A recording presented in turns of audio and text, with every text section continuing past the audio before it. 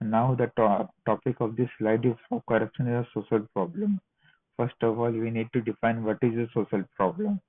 A social problem is any situation or action that everyone agrees hurts a lot of people and needs to be fixed. Now we will find out why corruption is a social problem. Even though corruption has been around for a long time, it has only recently become a big social problem. In general, corruption has two aims. First, it gives a person in a correct relationship an unfair advantage, and second, it hurts the public interest in a way that can't be justified. Corruption causes a decline in moral values, a loss in trust in public institutes, a threat to the market economy and democratic institutions, a widening of social gaps, and a violation of the idea that everyone should have the same chances in life.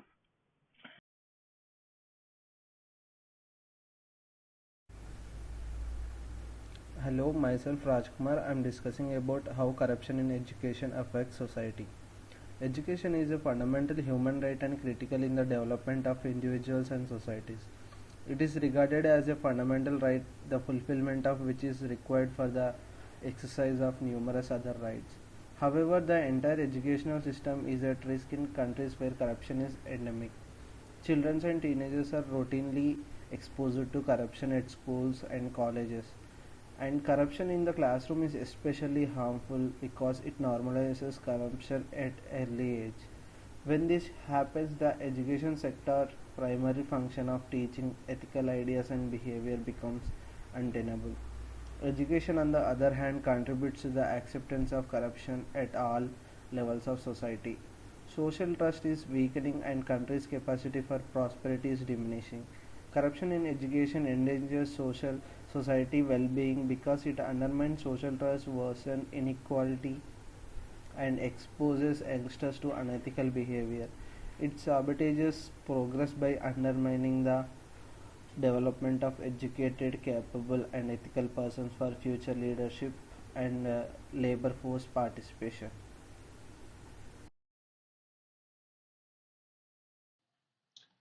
Hello, my name is Manish Kumar.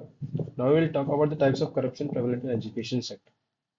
So first we have is privatization of education. Private schools and colleges set up in large numbers generally lack basic infrastructure and qualified and dedicated professionals.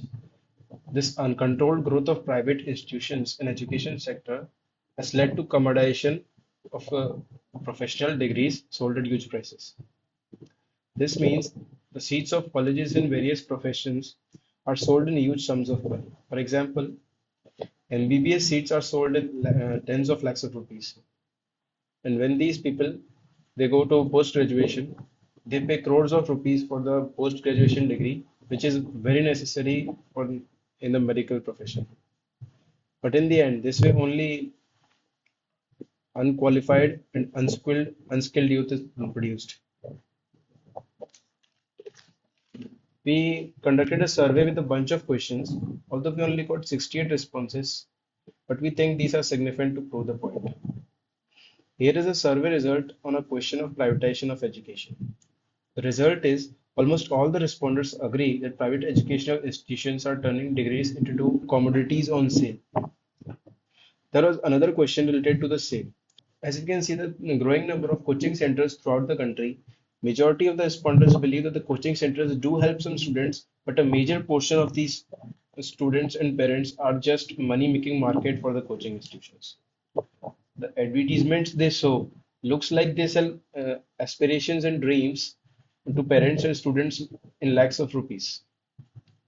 Now, when we ask the respondents whether the private educational institutions should be checked to shift focus to education rather than the money, we got a positive reply from the most of the respondents as we can see here. Second type of corruption comes in during admission process.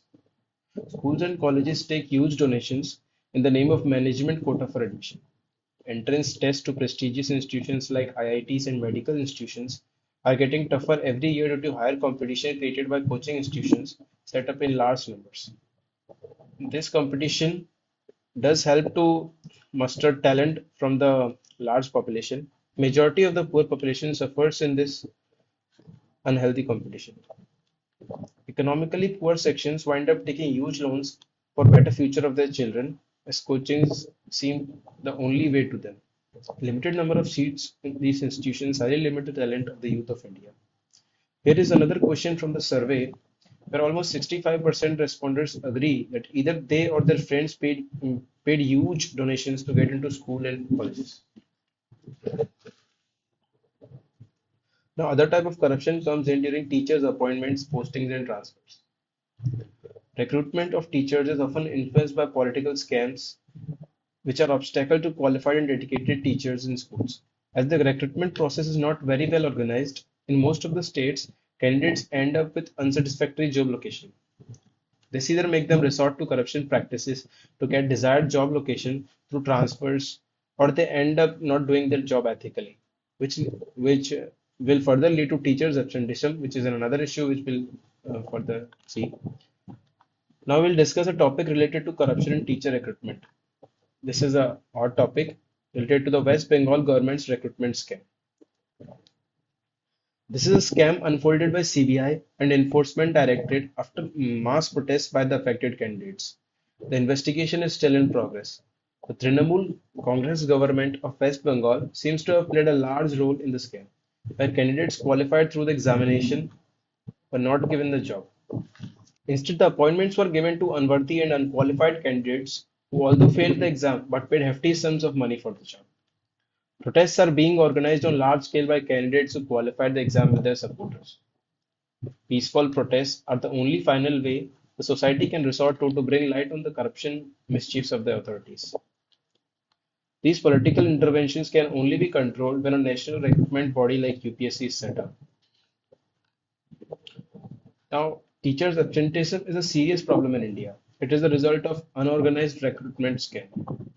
As most of the teachers are women and the responsibilities are multitasking, Indian women are devoted to their family. If they do not have the preferred job location, it will definitely harm the efficiency of their profession.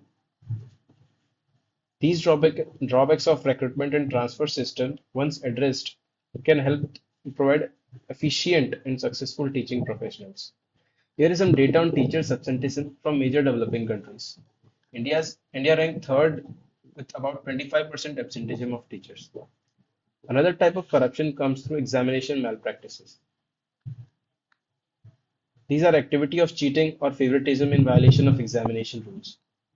Often parents of rich students may give donations to the school or college, and school would produce good results for those students in order to get huge donations. Here is a question from survey regarding participation in examination malpractices. Almost 30% agreed they have been part of such malpractices. Now we have a case of corruption in schemes by government. The midday meal scheme provides free lunch to students going to school. Its main targets were attendance boost and nutrition. Besides being achieving the objectives at most places, there are various scams unfolding in this scheme. The funds for this scheme are responsibility of the headmaster of school and head of Gram Panchayat. The sharing of responsibility turned into sharing of funds in some cases. This resulted in deterioration of food quality far from balanced diet. The main objectives of the scheme are simply ruled out in the case of corruption. Hello, myself Manish Meena, and here I will be discussing the what are the anti-corruption policies and what are the anti-corruption authorities in India. So the first anti-corruption policy or the Anti-Corruption Act is a Convention of Corruption Act 1988. So according to this act, if a person is found taking any kind of gratuity or donation by any illegal means, will be investigated by the anti-corruption authorities and will be given punishment. So the punishment can involve any fine or any kind of any imprisonment, such as from minimum of 6 months to the maximum of 3 years. But this act was not that effective. The reason behind is that the duration is very low. Like duration is minimum is 6 months to the maximum of 3 years. So and it was not able to demotivate those corrupt officers. And the second thing is that it was not transparent to the public, and it was only giving punishment to the donation taker, not the donation giver. So to overcome these problems, the new modified version of this act passed in 2018, which is the Amendment Act. According to this act, the donation giver will also be given punishment, and this new act is aligned with the United Nations Anti-Corruption Act. So this will be more transparent to the public. So these are the two major laws. There is not any separate law for educational corruption. These two law also covers the corruption in education. Okay. So now We'll be looking at the authorities who are responsible for implementing those anti-corruption laws. So the first authority is the CBI, Central Bureau of Investigation. So CBI actually handles the matters of the central level cases like central government, central schools, these kind of things. There is another authority such as Anti-Corruption Bureau. So Anti-Corruption Bureau do the same thing as the CBI but at a state level. So if you are facing any corruption case at a state level, then you can Anti-Corruption Bureau will look into your case. The third thing, which is more related to the general public, is the Lokpal and the Lokyukt. So Lokpal and the Lokyukt are two officers. Lokpal act at a central level and Lokyukta act at a state level. So if you found that someone is involved in the corruption, you can directly go to the Lokpal or Lokyukt office and file a complaint, and the Lokpal and Lokyukt will independently work from the government. Even if the corruption case is for the government, the Lokpal and Lokyukt will do the investigation against the government and will given will be responsible for give the punishment to those corrupt government officers.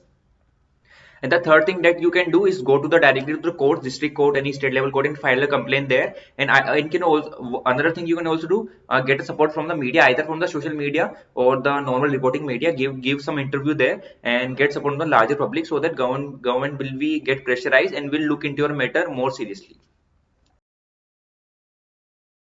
Hi, myself MD sir. I'm going to explain about how can society intervene against corruption. First thing I want to say, expose unscrupulous practices and risks that would otherwise go undetected and can cause harm in the future. And we also see this kind of incident due to the corruptions where society neglect about the corruption, and the society should involve in public movement against corruption, and the use of technology should through society should use of technology in public sector to stop corruption in different levels, and uh, and there should be ensure that public sector employees act in the public interest, and for this we should have to apply a feedback function in public sector where the people or society feel about their work, how the public employees work, and then according to that they will be penalized or awarded, and established and maintain a corruption resistance culture, because by establishing we can ensure that it will go through the our it will go through futures our futures, so it will necessary to maintain corruption resistance culture. And corruption in education affects the development potential of the country because the capabilities and talents of youth are not nurtured in the way they need to be. And the second point I want to say is a corruption in teacher promotion. This will cause a lack of professional standards, and low salaries will decrease the efficiency and dedication of the teaching professionals, leaving the whole generation with a dividing future of any nation. And the third, I want to say, the regulatory framework should clearly set standards for promotion based on merit, and decentralized regulatory bodies should be set up for appointment of teaching professionals so that political interventions can be put to an end. And finally, I want to say, like, parents, teacher, and society in general should have a say in education planning and management, as active citizenry can help in better reforms and policies.